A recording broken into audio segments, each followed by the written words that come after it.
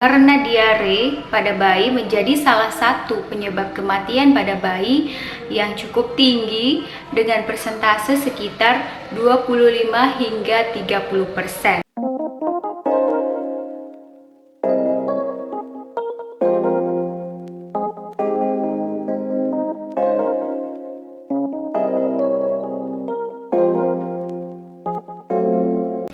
Assalamualaikum warahmatullahi wabarakatuh. Halo, kembali lagi di channel saya, Dr. Rizna Safitri. Pada video kali ini, saya akan membahas seputar masalah diare pada bayi.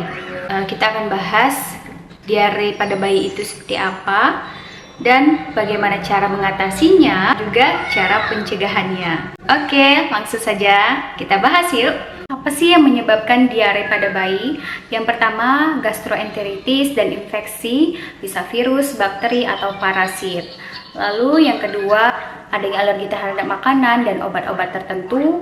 Lalu intoleransi terhadap susu sapi, keracunan makanan khususnya pada bayi yang sudah MPASI, atau terlalu banyak mengkonsumsi jus buah. Itu penting bagi mom semua untuk menjaga kebersihan peralatan MPASI bayi. Untuk bayi yang sudah masuk pada MPASI, maka perlu untuk menghindari makanan yang berminyak, tinggi gula, berserat tinggi, dan susu sapi, karena ini akan memperparah keadaan. Diare pada bayi masih menjadi masalah yang cukup serius di Indonesia. Karena diare pada bayi menjadi salah satu penyebab kematian pada bayi yang cukup tinggi dengan persentase sekitar 25 hingga 30%.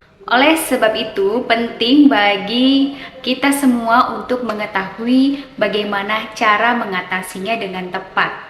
Kapan bayi dikatakan diare? Yaitu ketika frekuensi buang air besarnya lebih sering dari biasanya dengan tekstur yang encer.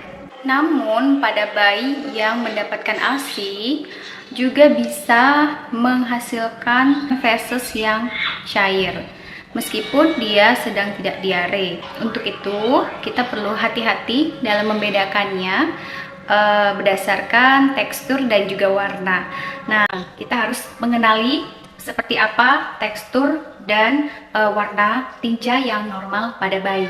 Yang pertama ada warna hijau kehitaman, yaitu disebut juga dengan mekonium, adalah tinja yang keluar saat bayi pertama kali lahir.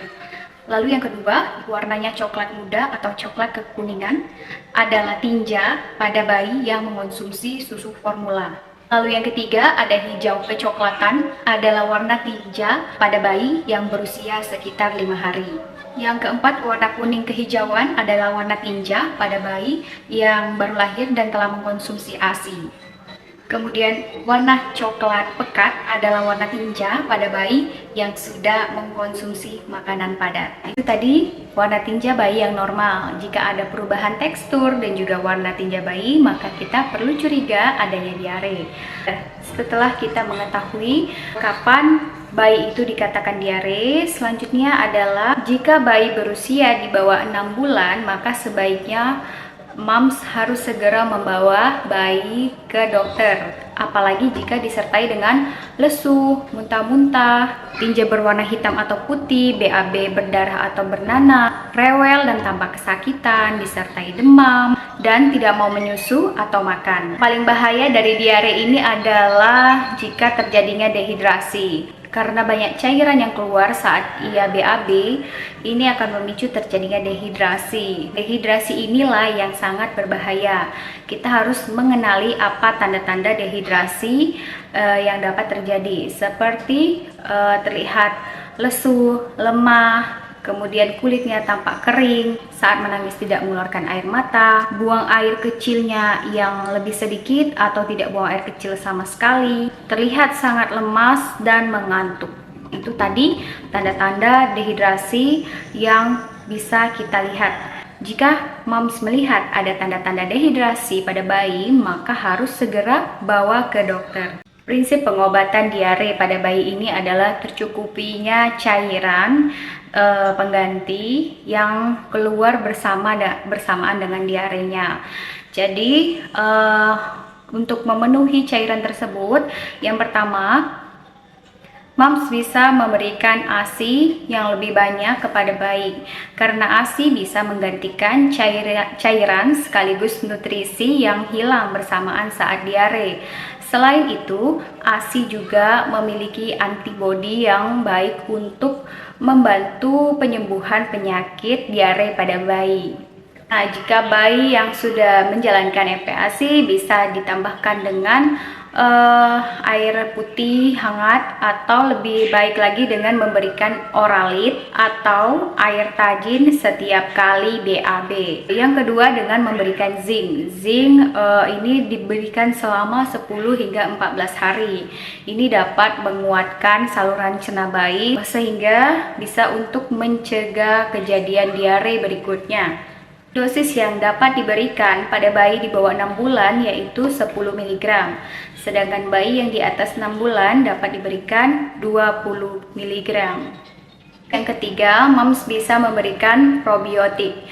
Probiotik ini sudah terbukti bisa mempercepat pemulihan dari diare pada bayi. Probiotik atau bakteri baik ini bisa ditemukan dalam berupa kemasan saset seperti ini.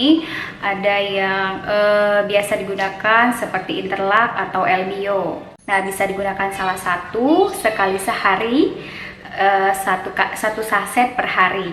Kalau bayi yang tidak suka ada rasa bisa menggunakan Interlac ini. Jadi nanti bisa dicampurkan ke air minumnya atau ke makanannya. Nah, yang paling penting adalah pencegahan dari diare itu.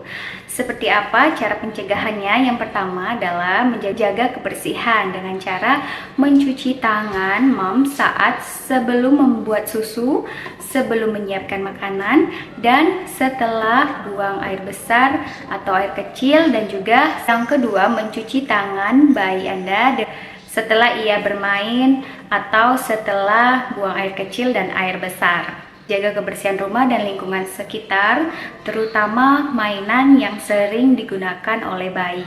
Berikan ASI eksklusif secara rutin. Pastikan juga kebersihan dari peralatan makan bayi, peralatan MPASI-nya, dan juga botol susunya. Lalu kapan sih kita harus dengan cepat, dengan segera membawa bayi ke dokter?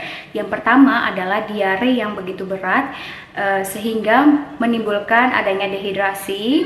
Lalu saat diarenya sudah 2 hari tapi tidak juga membaik, maka harus segera bawa ke dokter. Nah, nanti biasanya akan dilakukan pengganti cairan dengan memberikan infus pada bayi. Oke, mungkin ini saja yang dapat saya sampaikan. Semoga bermanfaat. Jangan lupa like, subscribe, dan bagikan kepada teman-teman semua yang membutuhkan informasi ini. Terima kasih. Assalamualaikum warahmatullahi wabarakatuh.